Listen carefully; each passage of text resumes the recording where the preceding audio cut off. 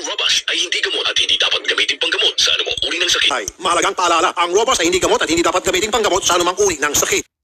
Mahalagang paalala, ang ginkgo biloba ay hindi gamot at hindi dapat gamitin panggamot sa anumang uri ng sakit. Mahalagang paalala, ang bitter gourd ay hindi gamot at hindi dapat gamitin panggamot sa anumang uri ng sakit. Mahalagang paalala, ang fish oil ay hindi gamot at hindi dapat gamiting panggamot sa anumang uri ng sakit. Mahalagang paalala, ang robust ay hindi gamot at hindi dapat gamiting panggamot sa anumang uri ng sakit. Mahalagang paalala, ang heartbeat ay hindi gamot at hindi dapat gamiting panggamot sa anumang uri ng sakit. Mahalagang paalala, ang Claritin ay hindi gamot at hindi dapat gamitin panggamot sa anumang uri ng sakit. Mahalagang paalala, ang Omega Pinto ay hindi at hindi dapat dibigyan pa naman sa anumang uri ng sakit.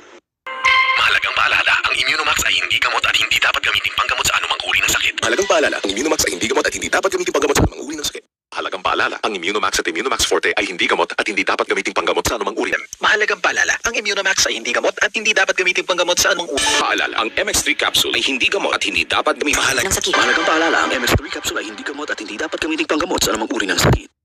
Mahalagang paalala, ang High-Q ay hindi gamot at hindi dapat gamitin panggamot sa anumang uri ng sakit. Mahalagang paalala, ang Potency Plus C ay hindi gamot at hindi dapat gamitin panggamot sa anumang uri ng sakit.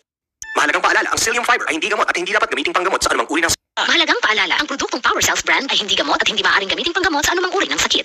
Mahalagang paalala, ang Renalin ay hindi gamot at hindi dapat gamitin panggamot sa anumang uri ng sakit. Mahalagang paalala, ang Glutatherm ay hindi gamot at hindi dapat gamitin panggamot sa anumang uri ng sakit. Mahalagang paalala, ang Ursiflora PD ay hindi gamot at hindi dapat gamitin panggamot sa anumang uri ng sakit.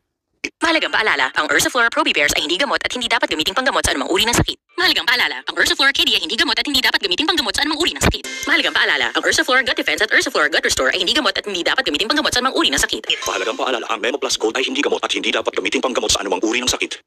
Mahalagang paalala, ang Man of Steel ay hindi gamot at hindi dapat gamitin panggamot sa anumang uri ng sakit. Mahalagang paalala, ang New White ay hindi gamot at hindi dapat gamitin panggamot sa anumang uri ng sakit. Mahalagang paalala, ang Morisig ay hindi gamot at hindi dapat gamitin panggamot sa anumang uri ng sakit. Mahalagang paalala, ang MX3 ay hindi gamot at hindi dapat gamiting panggamot sa anumang uri ng sakit.